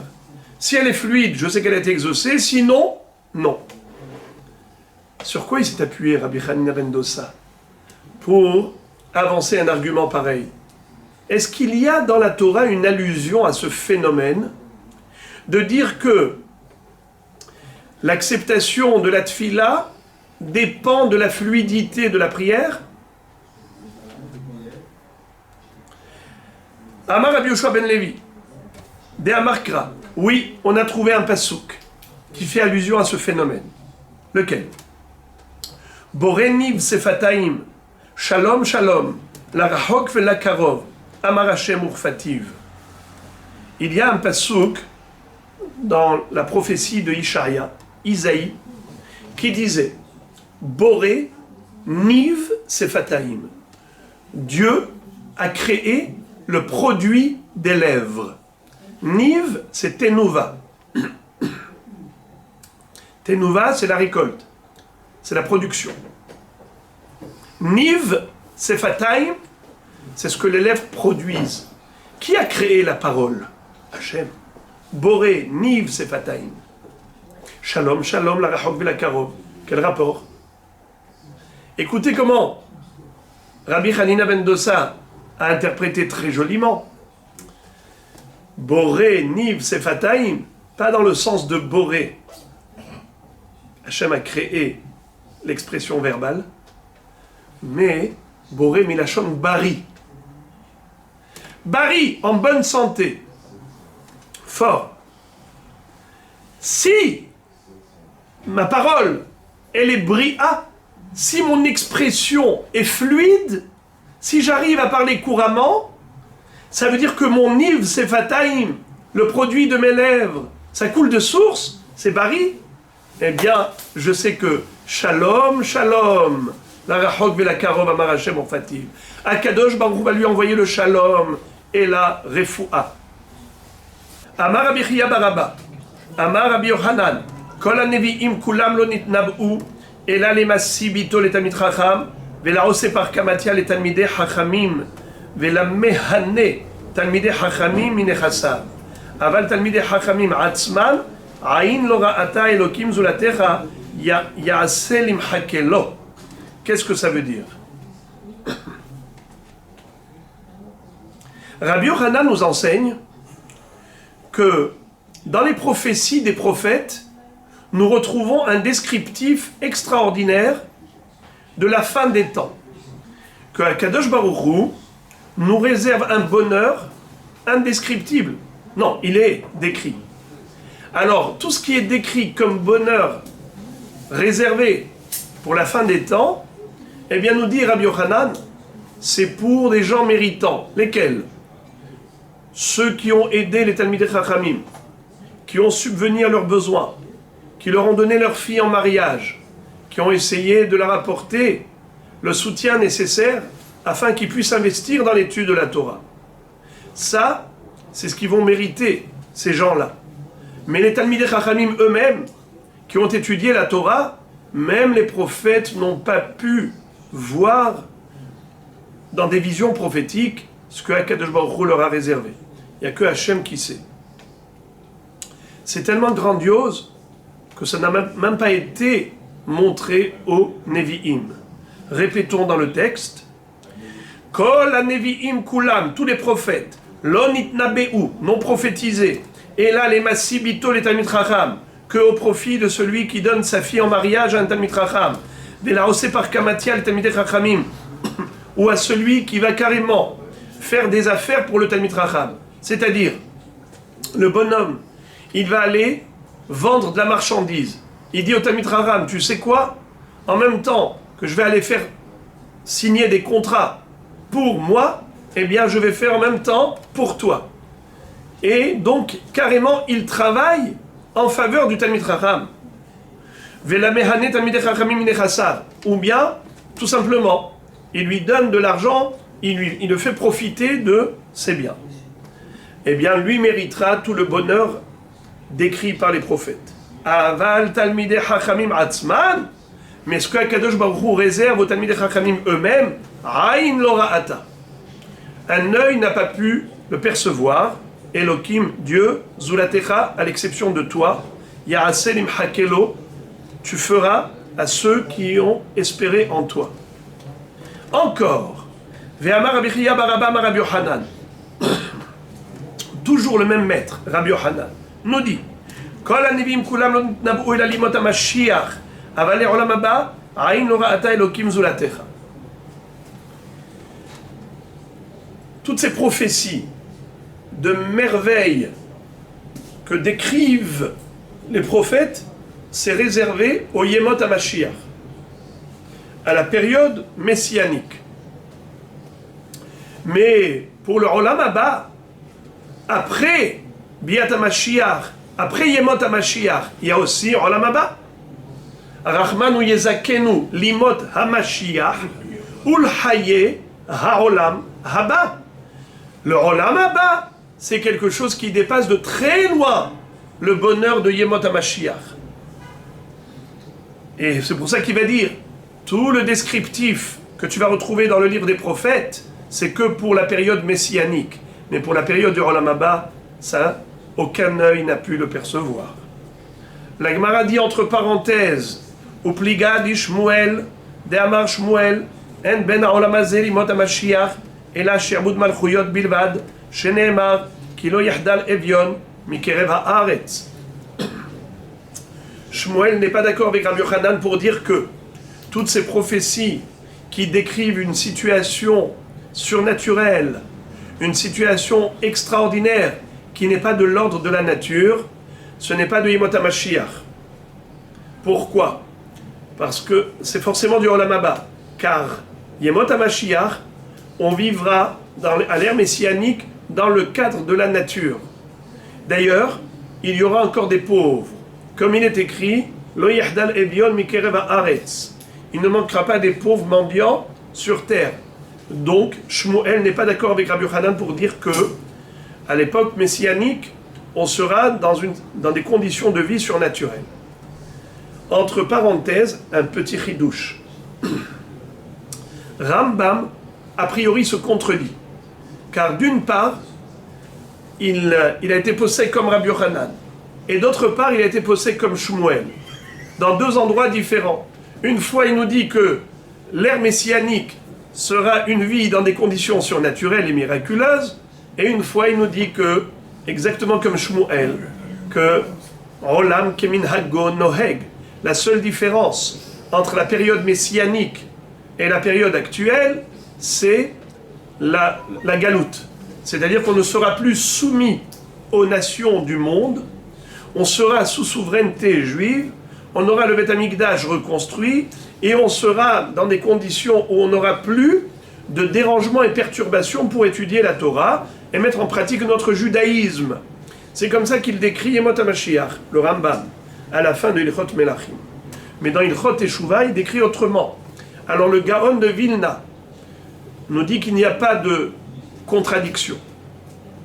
Il dit qu'il y a deux périodes. Il dit qu'il y a la période du Mashiach ben Yosef et la période de Mashiach ben David. Les psukim qui décrivent la période messianique comme étant une vie dans le cadre naturel, comme le pense Shmuel, Olam kemin hago noheg, et il y aura même des mendiants, c'est dans la période de Mashiach ben Yosef.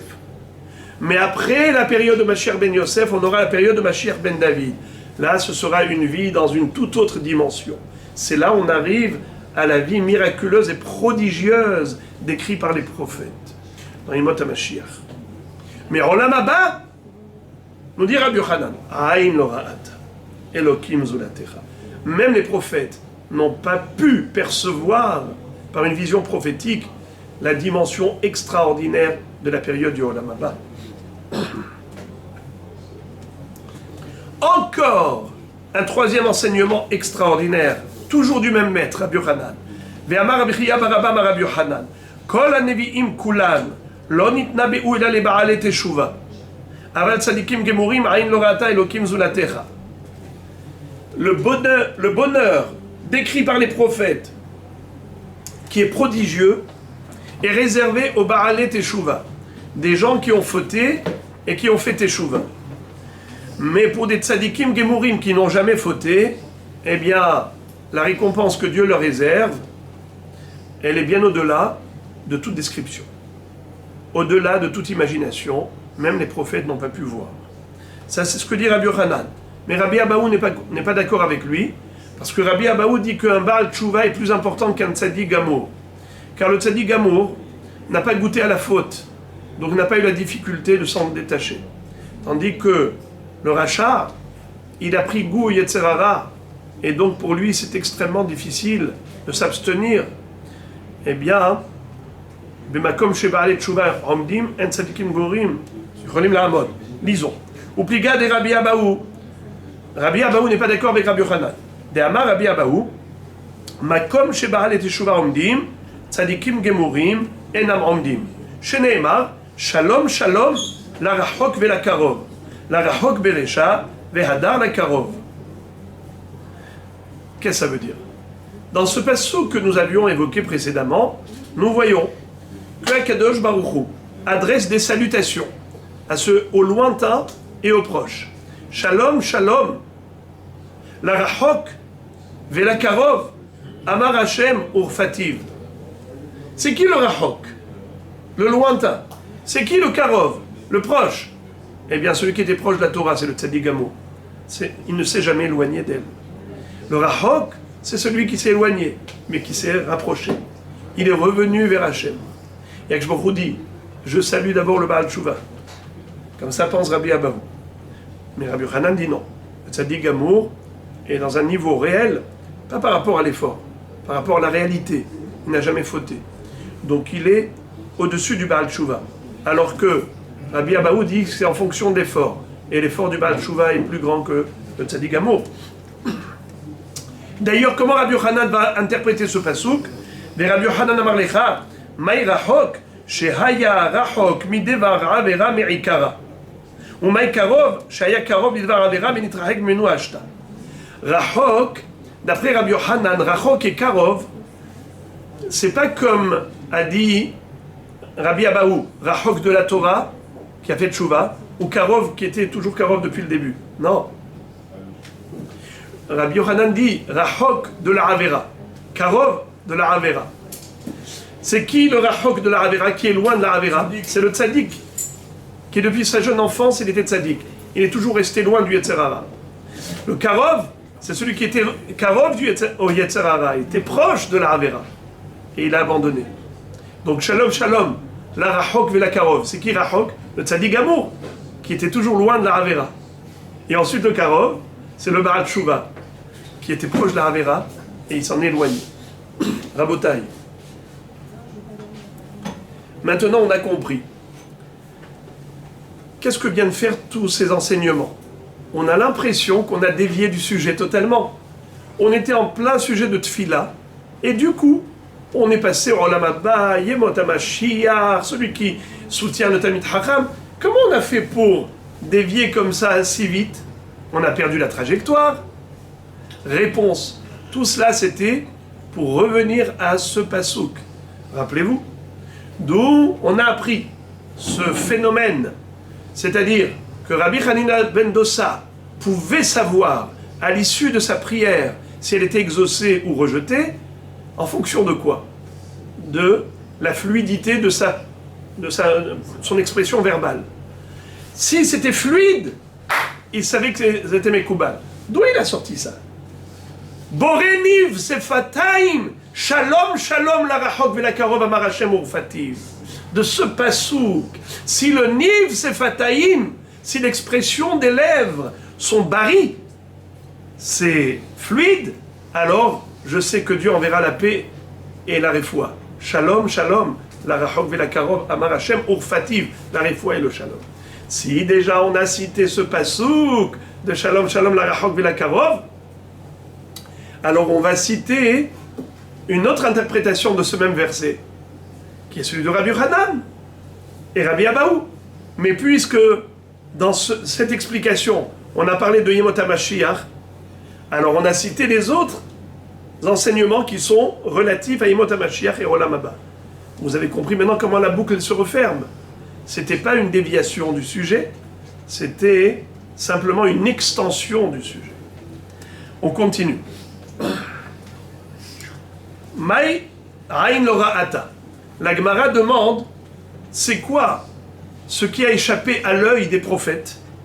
Amar Rabbi Yoshua ben Levi, Zeyaïn Ameshumar Ba'anavav Misheshet Yimei Bereshit. C'est quoi le Olam Haba? C'est le vin qui est resté conservé dans ses raisins depuis la création du monde. Quoi? C'est ça? C'est de cela qu'il s'agit?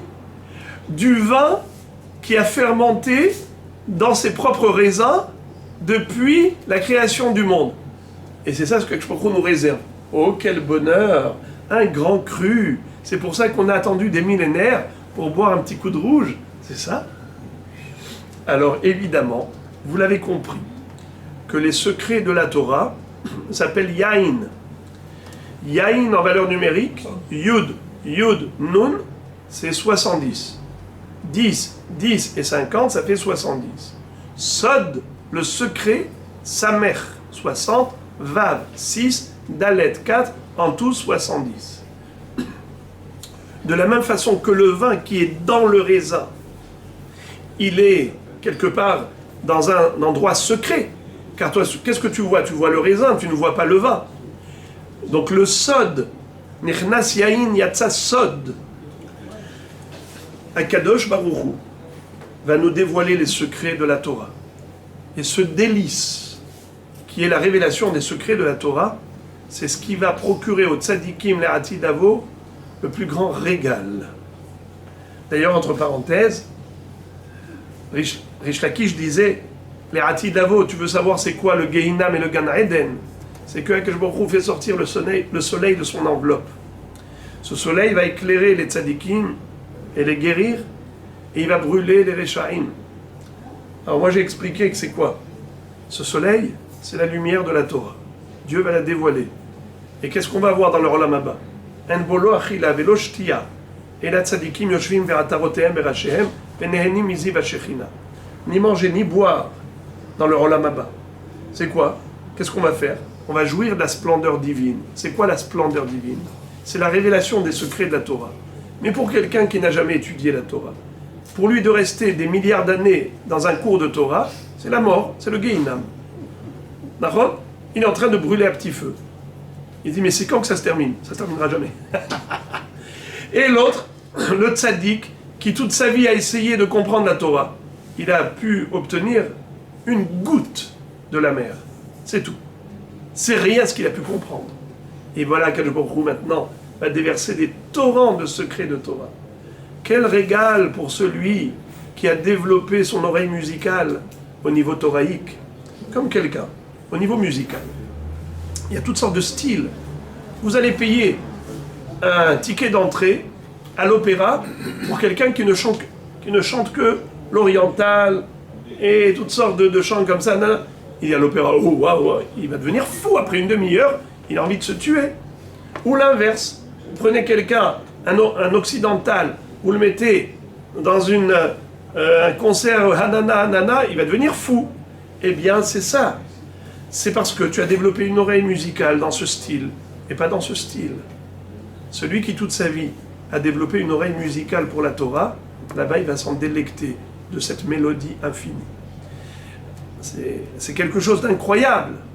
Zemirot ayuli chukecha. Ta Torah est pour moi un chant. Alors maintenant, nous dit le Rabbi Shmuel bar Nachmani, Amar ze Eden, C'est quoi ce que Baruch Hu réserve aux tzadikim que même les prophètes n'ont pas vu? C'est Eden. Il y a Gan Eden, le jardin des délices. Eh bien, il leur réserve le délice. Chez Lo Shaltabo Aen Kolbiria, aucun œil n'a pu le voir. Chez Matomar Adam Arishon et Chanaya. Tu vas dire, oui, mais Adam Arishon, il a vu le Gan Eden? Réponse, non. Ben, Gan, lui, il était que dans le Gan, dans le jardin d'Éden. Il n'était pas dans Eden. Chez Matomar Hu Gan ou Eden. Tu vas dire que Gan et Eden, c'est kiff-kiff, c'est pareil. Non! Talmud Lomar Venahar Yotse Me'eden Le Hashkot et Gan. C'est écrit clairement dans le livre de Bereshit, dans la paracha de la création du monde. Là-bas, on voit que le fleuve qui sortait de Eden et qui arrosait le jardin. Gan Lechoud ve Eden Lechoud. Le jardin, c'est une chose, et le Eden, c'est autre chose.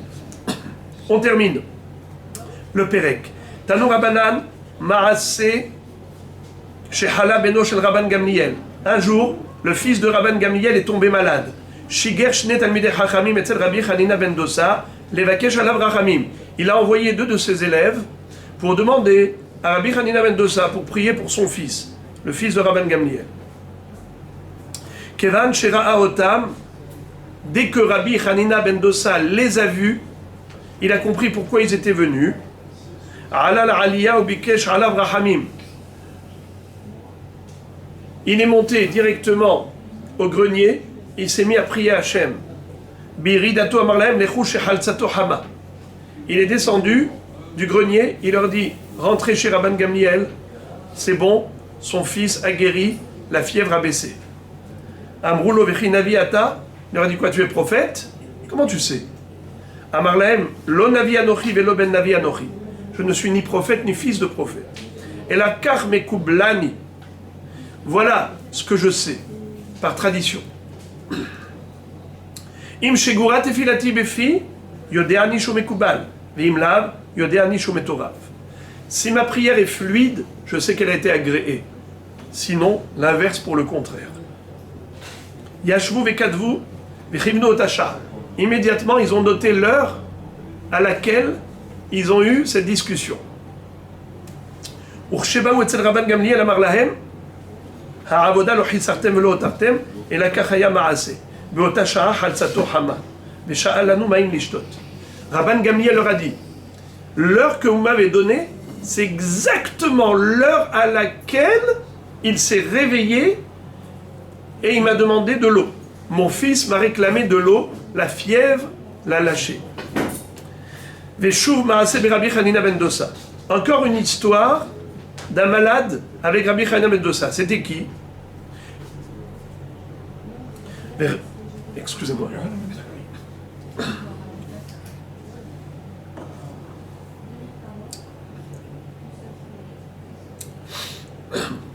Veshuv ma'aseh Rabbi Hanina ben Dosa. Shalach lilmod Torah etzel Rabban Yochanan ben Zakkai. Encore une histoire de Rabbi Hanina ben Dosa qui a été étudié la Torah dans la yeshiva de Rabban Yochanan ben Zakkai, le grand maître de la génération. Vehala beno shel Rabban Yochanan ben Zakkai. Et le fils de Rabban Yochanan ben Zakkai est tombé malade, lui également. Amarlo, Hanina beni, bakesh alav rachamim vehye. Mon fils Hanina, prie pour mon fils, qu'il guérisse s'il te plaît. Qu'est-ce qu'il a fait? Eni Harosho ben Birkav ou bikesh alav rachamim vehaya.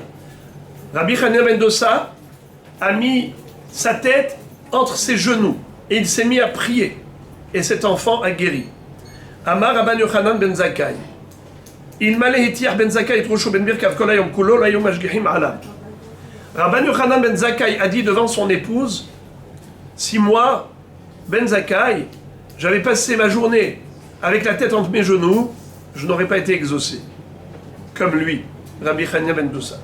Amralo ishto, vechi Hanina gadol mimcha. Quoi? Ton élève est plus grand que toi, il connaît plus de Torah que toi. Amarlah lam, c'est pas qu'il connaît plus de Torah que moi. La différence entre lui et moi, et là où domé ke'eved lifne hamelech, vani domé ke'sar lifne hamelech. Qu'est-ce que ça veut dire? Lui ressemble à un serviteur dans le palais royal, et moi je ressemble à un ministre. Un ministre, quand il veut obtenir audience auprès du roi, il faut qu'il attende. Il n'est pas toujours autorisé à rentrer chez le roi, dans sa salle royale, dans le salon du roi. Il faut que le roi lui accorde audience. Eh bien, Moray Verabotaï, le Eved, celui qui est en train de laver le palais, il rentre partout, il fait la plonge, il a le trousseau de clés, il ouvre ce qu'il veut, il rentre là où il veut, à n'importe quel moment. Il a dit, lui, il est Ke'eved Lifnei HaMelech. Dans le palais royal d'Akadosh Baruch Hu, lui, il rentre quand il veut. Moi, ce n'est que lorsque j'y arrive, à des moments à des Ratzon. Qu'est-ce que ça veut dire, les amis? Comment on est Sar, comment on est Eved? Vous savez que Rabbi Yochanan ben Zakkai était riche. Il était proche de la Malchoute. C'était le Nassi du Ram Israël. Tandis que Rabbi Chania Mendoza était tellement pauvre. Qu'est-ce qu'il mangeait? À peine 1 kilo de caroube d'un vendredi à l'autre. Dans sa pauvreté, il était toujours en train de prier Hachem. Il a travaillé son cœur. La tefila chez lui, c'était la chose la plus naturelle. C'est comme, si vous me permettez de faire des comparaisons qui ne sont pas raisons, mais c'est une illustration. Comme le téléphone. Parfois vous avez le réseau, parfois vous ne l'avez pas. N'est-ce pas? Mais il y a quelqu'un qui a avec lui le disque dur, il a la Wi-Fi. Partout là où il va, eh bien, il a le réseau. Ça veut dire qu'il n'est jamais déconnecté. C'est ça. Rabbi Chania Mendoza n'était jamais déconnecté.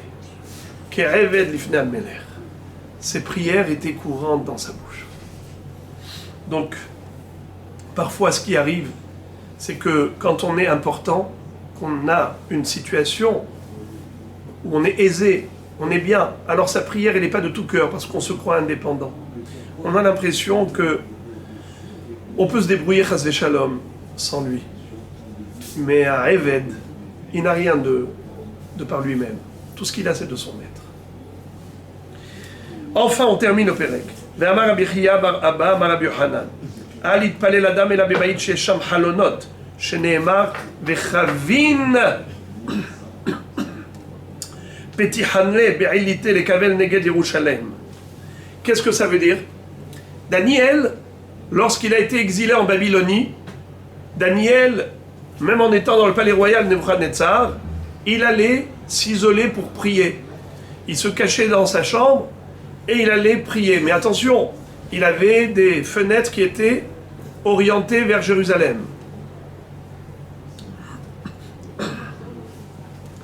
Rachid dit pourquoi on doit prier dans une pièce où il y a des fenêtres. C'est ce qu'on apprend de Daniel. Il dit chez Gormino chez Chaven Nibo, Shou mistakel klapé shamaim, velibo nichna. Quand tu vois au travers des fenêtres le ciel, tu comprends qu'il y a une force suprême. Tu comprends qu'il y a une force au-dessus de toi. Quand tu es tout seul dans une petite pièce, tu te sens le roi de la pièce. Mais quand tu vois la grandeur du firmament, tu mesures ta petitesse devant l'infinie grandeur du Créateur. Et donc ta tefila se fait avec une soumission à Dieu. Enfin, dernière halakha, Amar Rav Kahana, Hatzif alay man de metzale bebikta. Pour moi, je trouve insolent celui qui prie dans un champ en campagne ouverte. Pourquoi? Parce que quand tu es à l'extérieur, tu te sens libre comme le vent. Eh ouais, la tefila, tu t'envoles comme un papillon pendant ta tefila. Non, mets-toi dans un endroit isolé où il n'y aura pas non plus de passage pour t'empêcher de prier convenablement. C'est comme ça que Tosfot explique parce que Tosfot se pose une question, ils me disent mais Yitzhak Avinu il a bien prié dans le champ, Vayetze Yitzhak la soir Bassadeh. Alors, pas comme, il n'explique pas comme Rashi, qui dit que parce que quand tu es à l'extérieur, quand